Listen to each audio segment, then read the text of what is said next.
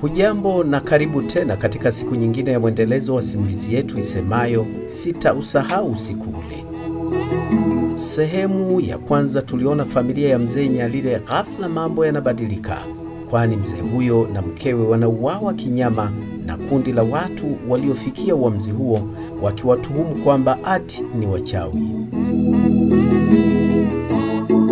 Ni uchungu ulioje kwa watoto kuona baba na mama wakiuawa mbele ya macho yao, tena kwa siku moja. Nini sasa kinaendelea kwa siku ya leo katika sehemu hii ya pili? Karibu uweze kusikia katika simulizi hii inayosema Sitasahau usiku ule. Kukualika ni mtunzi pia msimulizi wako Leonard Mubali, nasema tuwe sote hadi mwisho.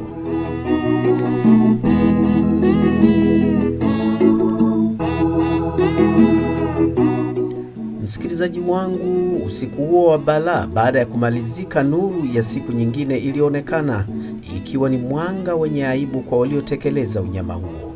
Kijiji kizima kilikuwa kimekumbwa na huzuni na simanzi kubwa.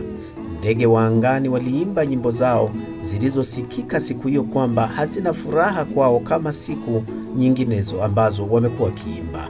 Kana kwamba ndege hawa nao walihisi maumivu sawa sawa na yale waliokuwa kiyapata wakazi wa kijijini hapo kutokana na mauaji ya kinyama yaliyofanyika. Kweli ilikuwa ni huzuni, tena huzuni kubwa.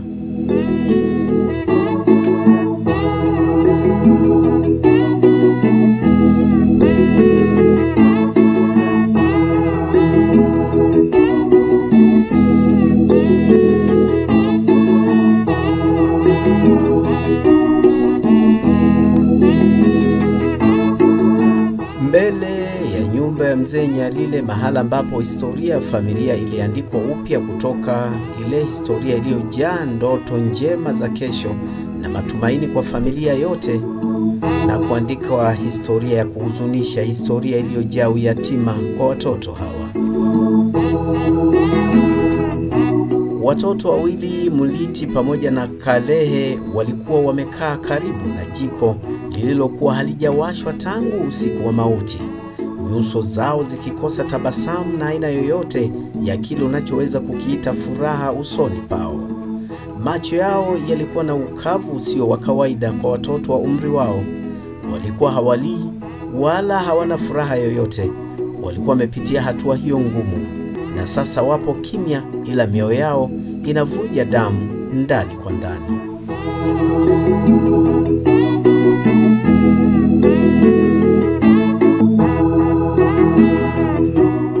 Aliita jina langu, Mliti, Mliti, Mliti. Alieleza mkasa uliowakumba usiku ule kwa sauti ya chini mbele ya polisi waliokuja kuwahoji na kufanya uchunguzi zaidi eneo la tukio. Mama, kabla hajakumbwa na shambulio la mwisho lililotoa uhai wake, alinigeukia kasema, Mliti, Mliti, jificheni tafadhali, jificheni mwanangu Mliti.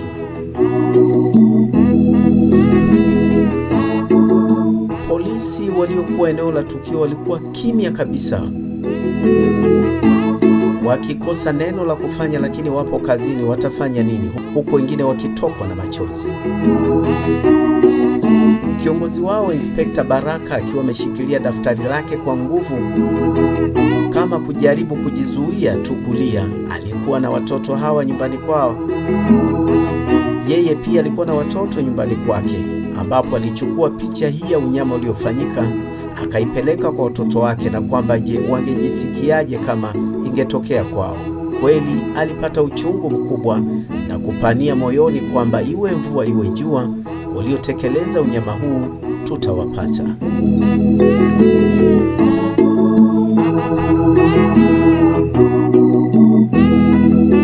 Mliti aliendelea kuwaeleza wale askari pamoja na kundi la watu waliokuwa pale kwamba watu hao wauaji walikuwa 4, wakituita sisi wachawi, wachawi, na kwamba wamekuja kufuta ukoo na familia yote. Mliti aliendelea kueleza kwamba mmoja wao nilimuona wazi wazi uso wake wakati wakikabiliana na baba yangu. Ndiye ndiye aliyekuwa anasema maneno mengi sana kwamba wamekuja kuteketeza familia.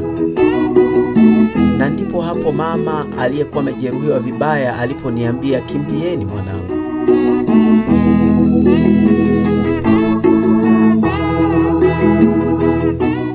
Na ni kweli kwamba kama asingetuambia tukimbie, sidhani kama tungeweza kutoka eneo lile la tukio, kwa sababu tulikuwa na uchungu mkubwa kuwasaidia wazazi wetu hapo. Hatuwezi, hiyo vita ni kubwa kuliko umri wetu.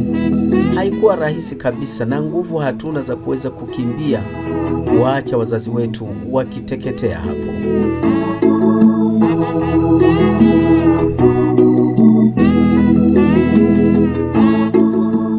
Kwa msaada wa mtaalamu wa saikolojia wa watoto, polisi waliweza kupata picha halisi ya sura ya mtu aliyemuona watoto hawa kati ya wauaji hao. Mliti kupitia maelezo yake yaliwarahisishia sana wapelelezi hawa, na sasa Mliti alikuwa ameeleza kwa kina kwamba mmoja wa wauaji hao alikuwa na kovu kubwa shavuni. Wakajua wamepata mahala pa kuanzia.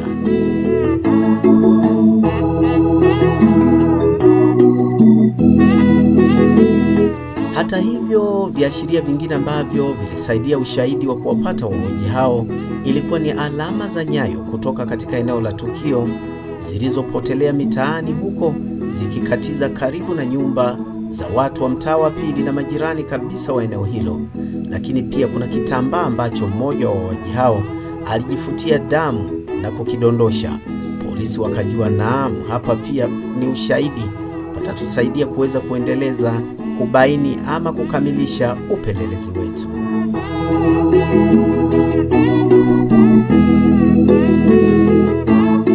Wakati uchunguzi ukiendelea, watoto walipelekwa kwa muda katika kituo cha kulelea watoto yatima, na hiyo ilitokana na wao kutotaka kabisa ama kutokukubali kulala nyumbani pale, hata pale serikali ya kijiji ilipoteua baadhi ya watu wa kulala na watoto hao wakati uchunguzi ukiendelea, na hatimaye kibali cha mazishi kiweze kutolewa.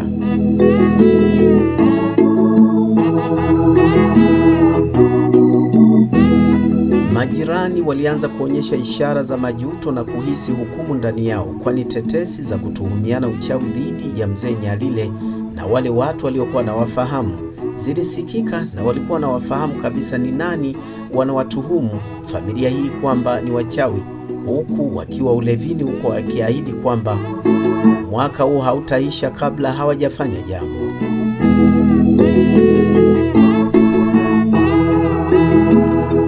Swala la kuweka wazi hilo kwa sasa walikuwa wakiogopa sana hawa baadhi ya wananchi waliokuwa wakijua kilichokuwa kinaendelea, kwa sababu wao walikuwa wanajua fika hata walipokuwa wakiwatuhumu familia hii kwamba ni wachawi, ni watu fulani, lakini sema tu kwamba wasingeliweza kuwaweka peupe kama ujuavyo watu kuogopa kutoa ushahidi.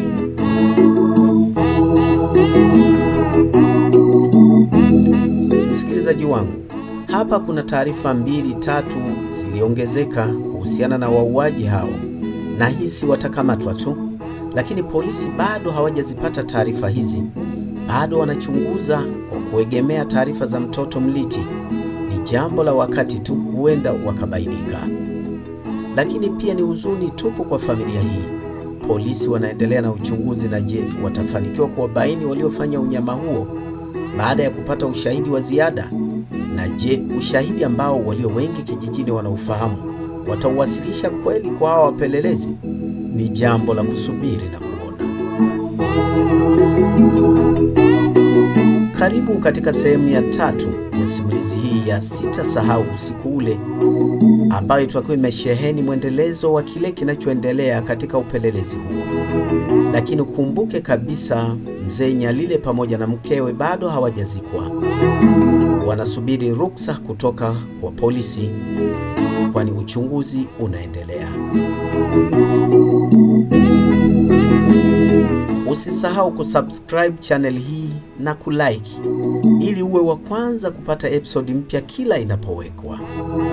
Kukuaga ni mtunzi pia msimulizi wako Leonard Mubali, nasema kwa heri kutoka katika sehemu ya 2 ya hadithi hii isemayo Sitasahau Usiku Ule, huku nikirejea jikoni kuweza kukuletea sehemu ya 3. Uwe na siku njema, nasema adios amigo.